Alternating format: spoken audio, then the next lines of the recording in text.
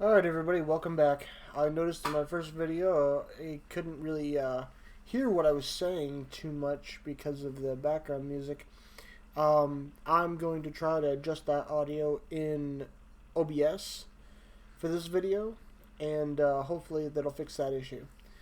I did have it adjusted in my computer on the volume mixer, but that didn't work out. So if it works, there's a secret I couldn't really find anywhere else on YouTube on recording or streaming advice. Um, Adjust the audio of your desktop in OBS when you start before you start recording, and that should fix it. But we'll see. Anyway, I'm gonna try to do each of these videos a little bit better than the last, but I'm gonna go ahead and try to get right into it.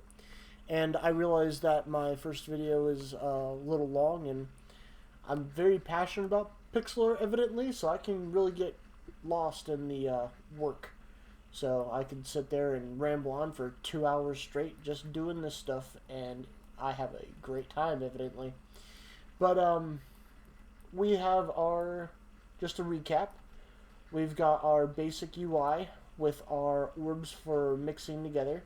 We have our health bar that, since it is cut into different sections, each 16 by 16, whenever I import this into Unreal Engine, I'll be able to split this graph up into 16 by 16 cells, and that means I can extend this health bar or reduce it as long or as far as I want.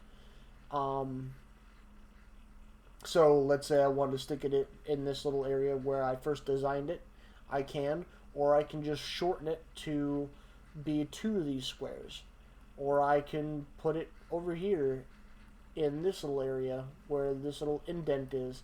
But I really wanted this to feel like a spaceship console, you know. But anyway, moving right along, we got the ships that I first made before I started recording, and then we did this during the last recording for our match 3 is the regular bullets, match 4 is the upgraded bullets, and then I was going to do a match 5 for the healing bullet for the green. I'm just going to have it duplicate a ship. So it's either going to heal health back to your health bar if you've taken damage, or if you match 4 plus, it's going to spawn another ship next to you. So that means we just have 3 left that we have to do. This star, I'm not too sure what I'm going to have on the effect for this arrow. It looked like it matched pretty well, so I put it there. It was supposed to be a star for the background, but the reference photo that I looked up was a little bit more detailed than 16 by 16 on Google, so this is what we ended up with, and I don't think I'll be able to use that for the background because I think it's going to be a little bit too detailed for the background, the parallax background that we're going to make later. And I'm going to make a parallax background so that, or I'm going to make a particle system, moving particle system in Unreal Engine. I'm leaning more towards the parallax background only because it's not going to be as intensive on the system that it's going to be played on, because I want to be able to package this out for Steam. I want to be able to put it on itch.io, and I want to be able to package it out for the Google Play Store. So I need to be able to package it out for EXE, and I need to package it out for Android. On the EXE version, you're not going to have any of the virtual controls up there. Actually, I shouldn't need any virtual controls because it all should be controlled by a left mouse click, a single left mouse click. Either you're dragging and dropping orbs in order to match them, which should only take this left mouse click, and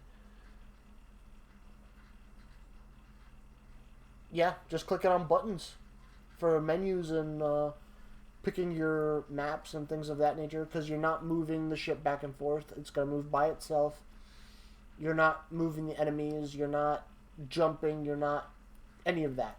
You just have the match 3 system, and everything else just kind of automates based on what you're matching together. Even the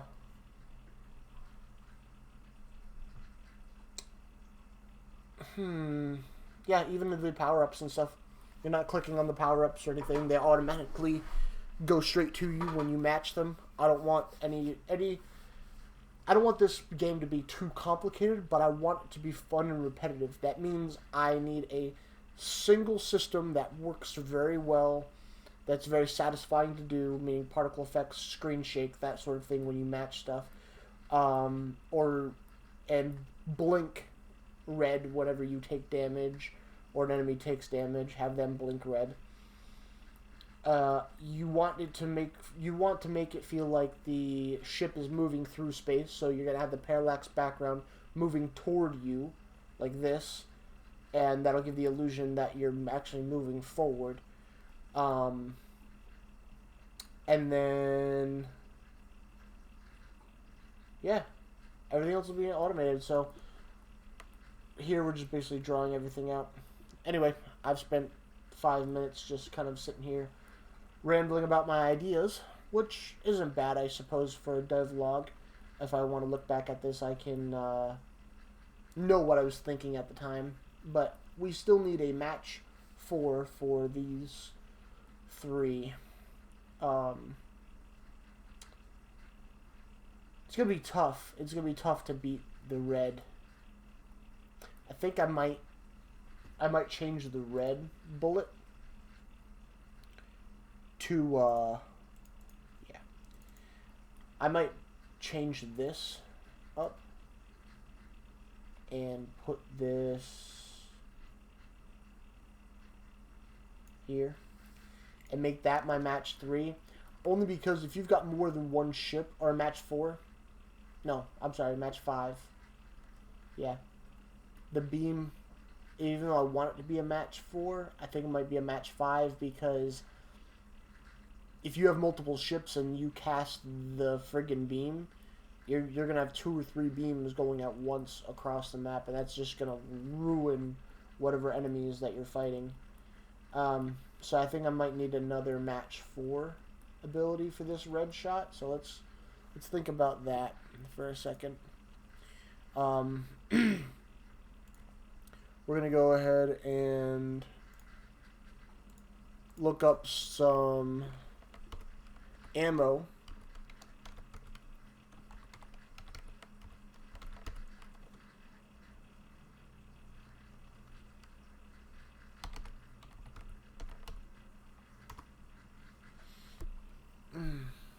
We're gonna look up some reference photos, see if we can get any ideas from maybe some other designs on what we could do for this red shot.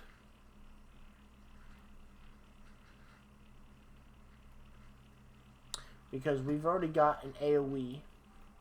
That's kind of the arrow. We could do another AoE, but I think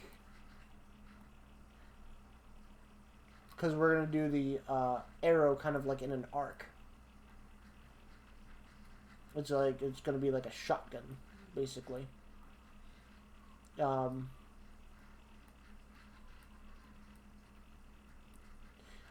I think for this purple ammo right here. Oh no. Hold on a second. Yep. I knew I did that.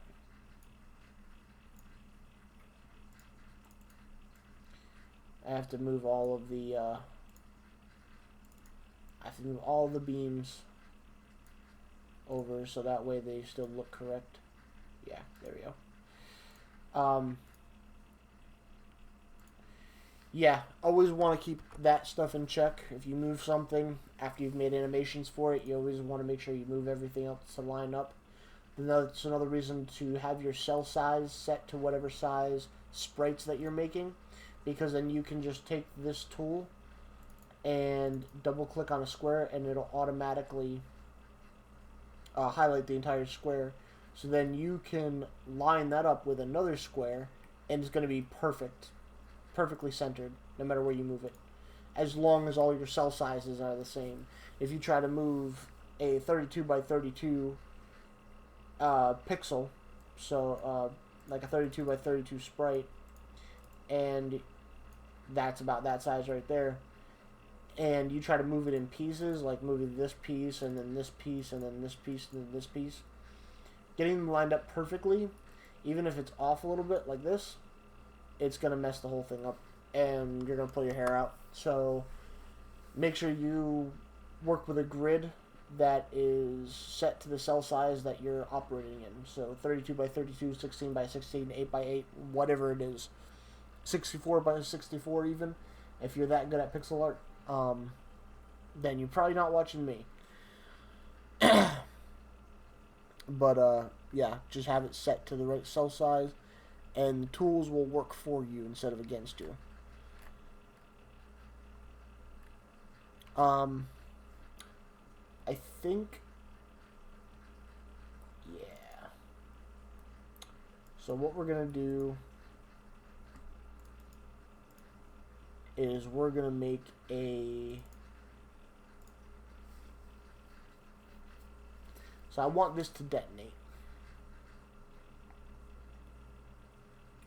And I think I'm going to have a chain reaction for the match 5 plus for this purple one.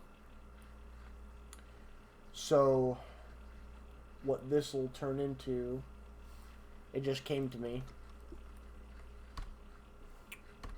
is we're going to do a black outline on this, but I need to make the cross still. I need it to be even, and it's not even. I don't how it is even. No, it's not. It's not even because it's in the dead center, and with a 16 by 16 square, there's no dead center. So what we're going to do is we're going to take this, we're going to delete, we're going to go back to this, we're going to line this up to the dead center, and we're going to create our cross. And what this is going to allow me to do is it's going to allow me to make another diamond like that, just smaller.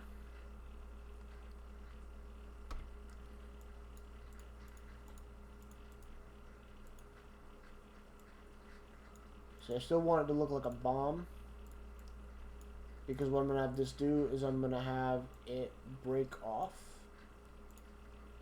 and detonate. So it's going to blink like this other one does. There you go.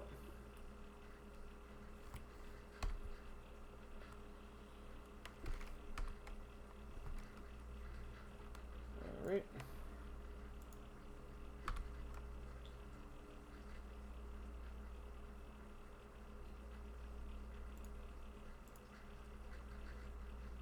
Might be too small for me.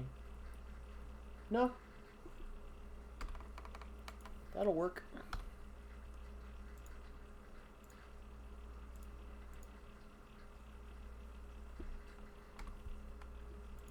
I was thinking it might be too small. Have it blink like that, like I want it to. Oh no.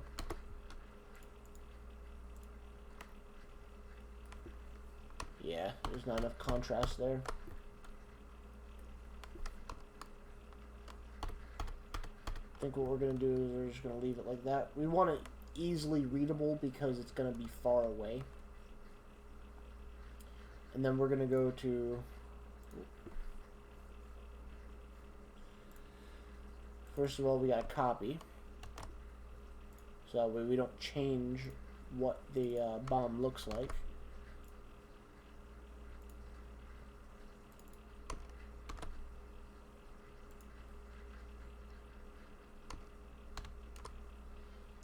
This way, it's going to be the same across everything.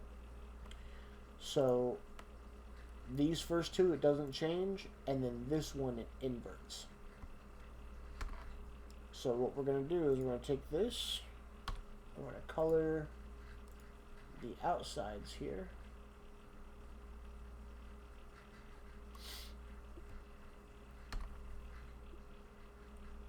And we're going to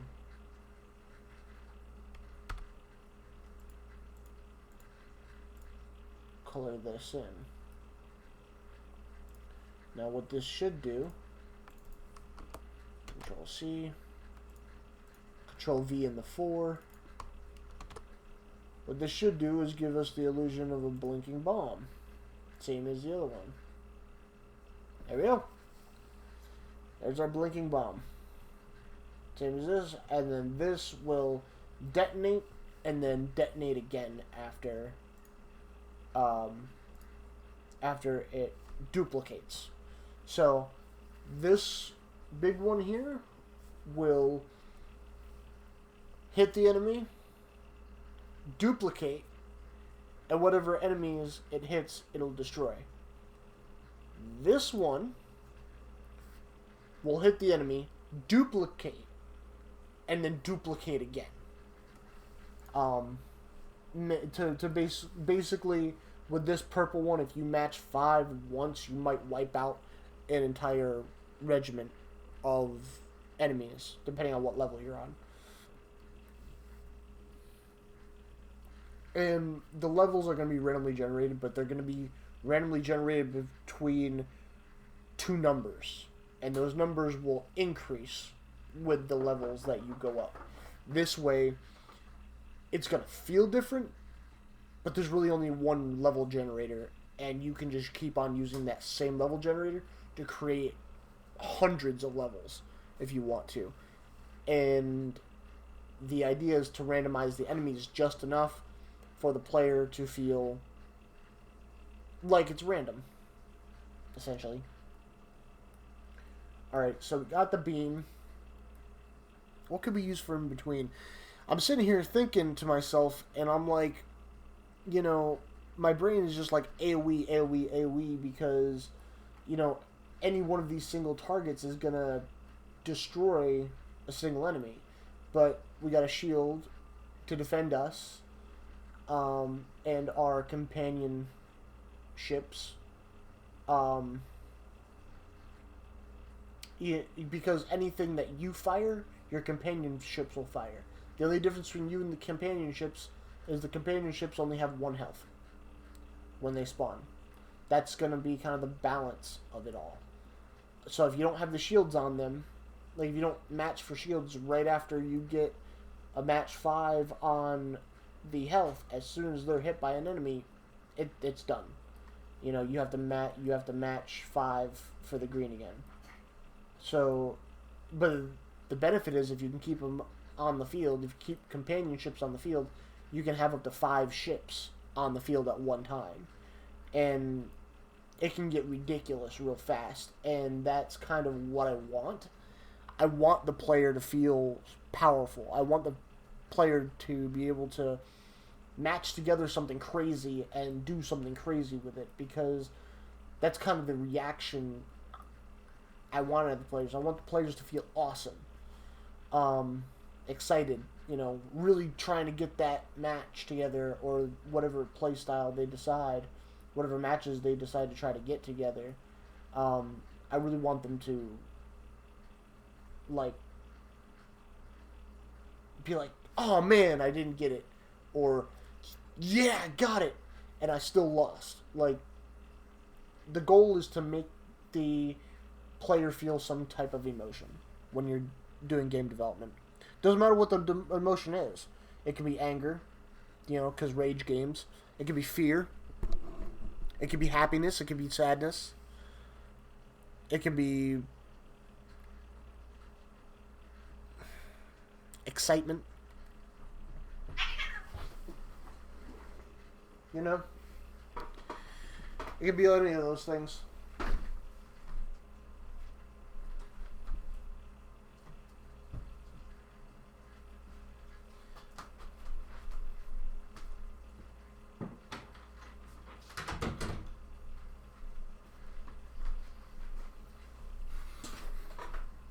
Alright. So let's see what we can find here.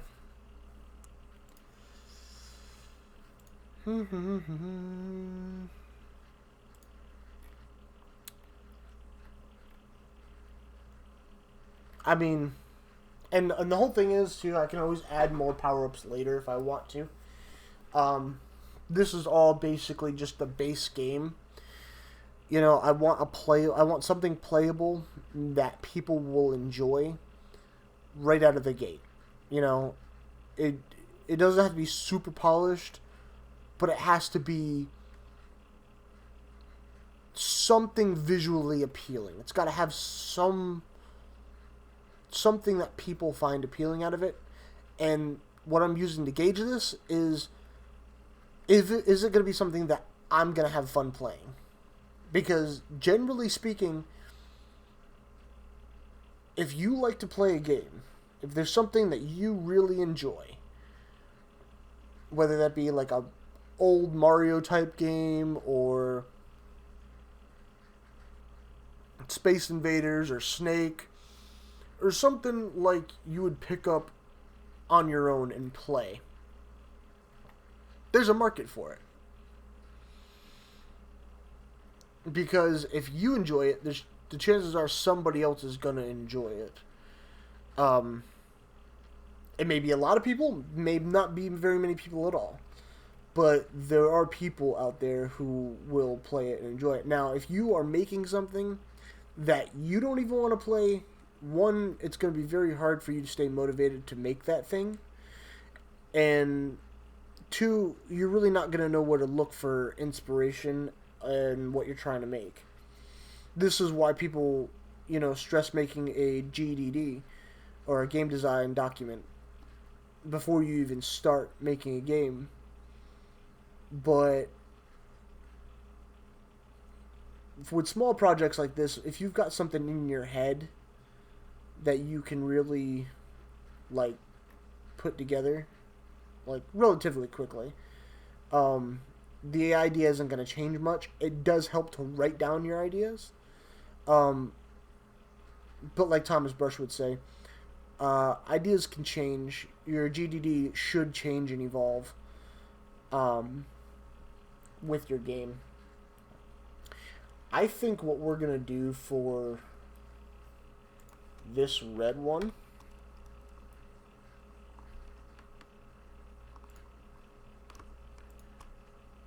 we are going to make a blade. I'm thinking black outline. I want to see how it looks first. But I think it's going to be better if I go ahead and make it with the white and the same colors as the... It does look kind of cool. So I think what I'll do is I'll just have this spin, and I'll give it a health bar. So when it hits an enemy, it'll have 2 health. I'll give it a health variable. It'll have 2 health. When it hits 2 enemies, the 2 health will be gone. Every time it hits an enemy, it minuses its health by 1. This way, I can have it spin and not just work like a beginner bullet without it being too overpowered. Right.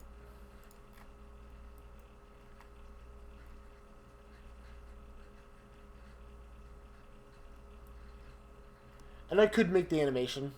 I could make the whole animation, but I think I'm going to make it spin through code. The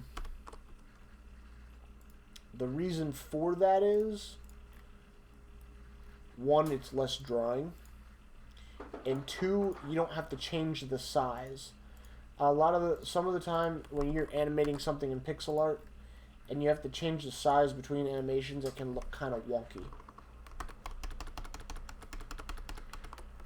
I am kind of curious though, so I am just gonna make it with white as well. Control C. Another. Uh-oh. Yep, I totally did that. I hate Control C on frame 2 instead of Control V.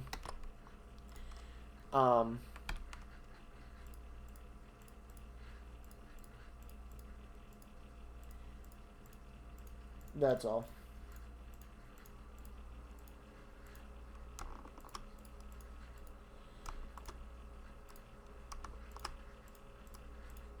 If you're wondering how I'm making the lines, it is with the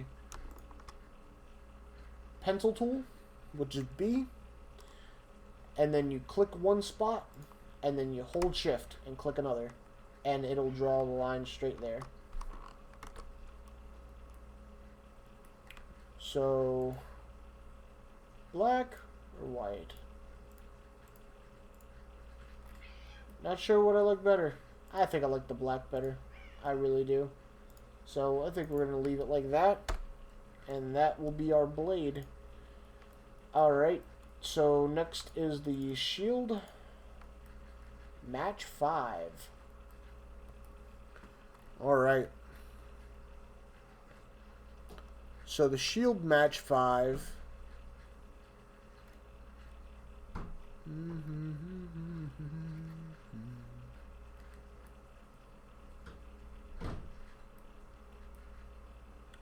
What are we going to do here?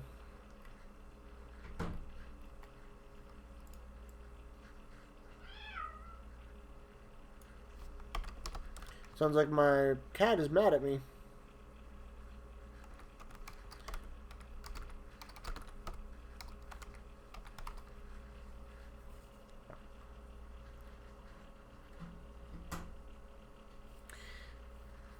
I don't know if I want to do a self buff again, or if I probably have to have it be an offensive buff, only because. Oh wait, hold on. Space Invaders always had these like shields that you could fire through. And they'd break up and they would take the damage for you. Or you could you could fire through them and use them as like a barrier to hide behind.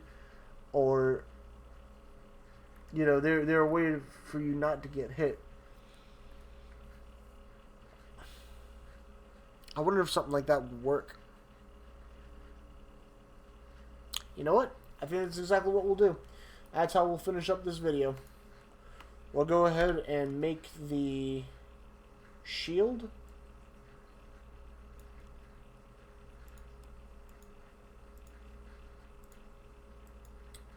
Let's see here. I think it's something like this that it looked like.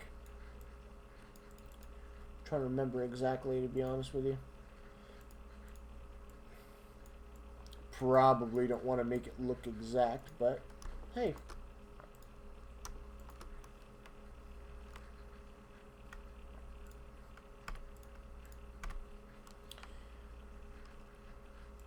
Oh no!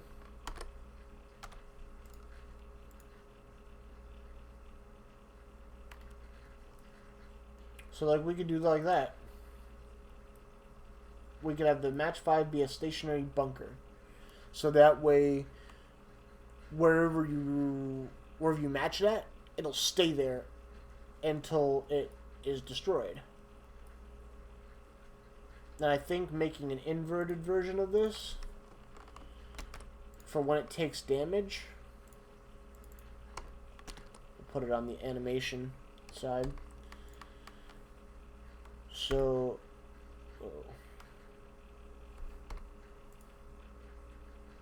G.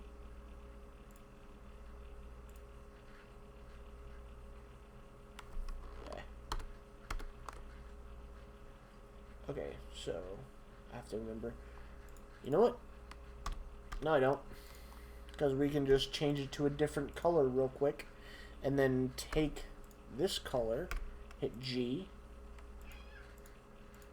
put all this stuff back in place, and then take the darker color and put it for the inversion. So now you have this one and this one.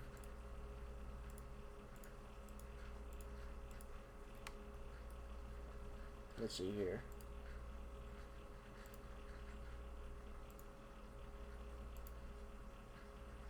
Alright, so we don't need... You only need duplicate frames for the animations. So if something doesn't blink or move or something like that, make sure you get rid of it so that way you don't have duplicates of the... Uh-oh. I think I messed something up. Nope. Okay. So the shield doesn't change color.